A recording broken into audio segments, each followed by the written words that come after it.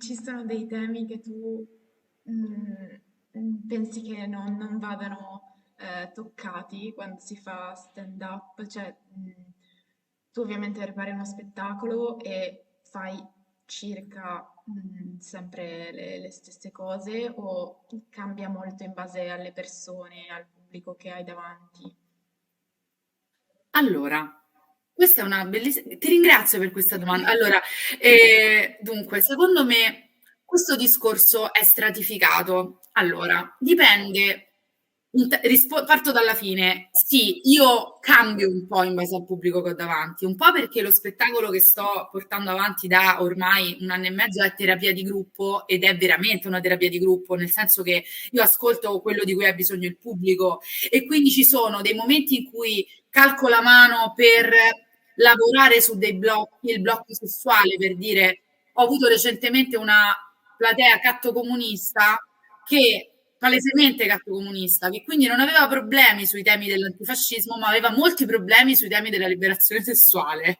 Ok? Quindi io lì sono andata tranquilla, ho scivolato sull'antifascismo perché ho visto che aggregava tutti, invece sul sesso ho dovuto un po' lavorare proprio come si fa in terapia e quindi è cambiato lo spettacolo. Il giorno successivo ero in un circolo letterario storicamente di destra, non ho toccato minimamente il tema dell'antifascismo anche perché dovevo stare un po' stretta nei tempi vista la serata e ho scelto di fare dei riferimenti ma senza fare proprio tutto il pezzo sull'antifascismo che dura oltre 25 minuti, però invece sul sesso si sto sganasciera, proprio una roba e quindi ci ho affondato un po' di più in maniera diversa. Quindi sì, io considero sempre il pubblico che ho davanti, dopodiché dico quello che mi pare, sempre.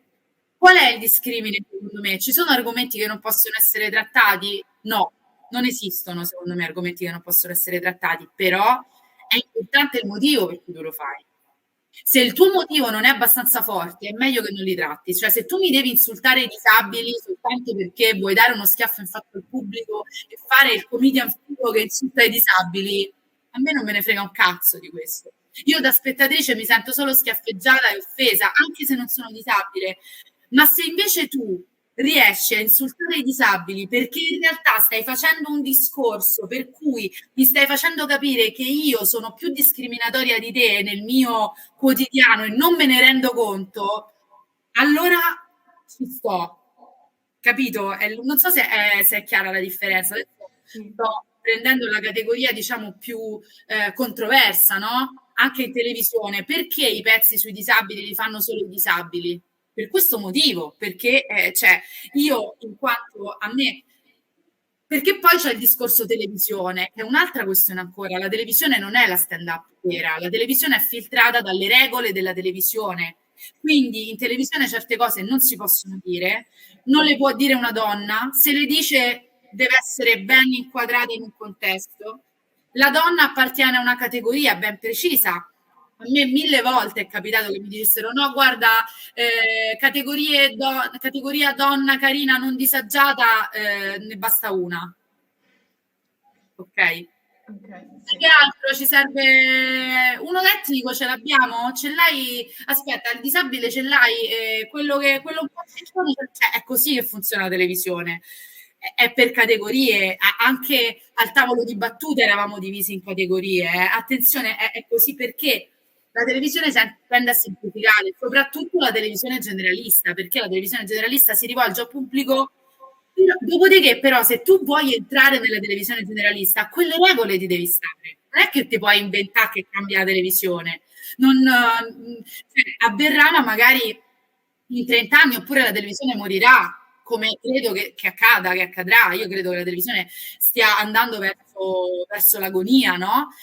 Però se tu ci vuoi entrare, sì, devi correggere. La parola cieca non lo puoi dire altre cose.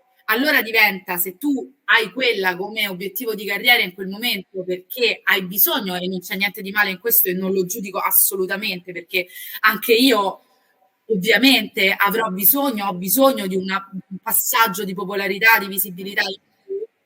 Devi capire, è un esercizio di stile perché devi capire come non tradire te stessa però stando a delle nuove regole, come esercizi di stile di Keno, non so se l'avete mai letto. È un no?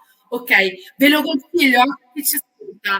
È un perché cos'è? Lui prende una storia apparentemente banalissima, cioè una signora sale su un autobus col cappello, è una storia di mezza pagina, e poi la riscrive in decine e decine di stili diversi, ok?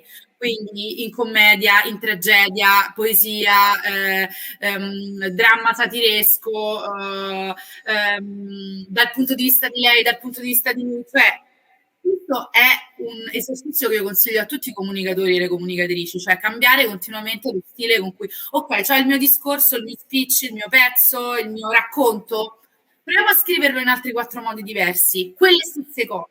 E questo è molto stimolante e aiuta tantissimo ad allenare il pensiero laterale, che è quello che ti serve per comunicare sostanzialmente, perché tu per comunicare più efficacemente ti devi mettere nei panni di chi ti ascolta, non devi stare soltanto nei tuoi, altrimenti non comunichi niente, no? Quindi anche questo, vuoi fare la TV generalista? In TV generalista certe cose non si possono dire. Come le dico ugualmente senza offendere il senso comune della TV generalista? Oppure scelgo di andare dritta per la mia strada e mi prendo le conseguenze? Anche quella è una scelta.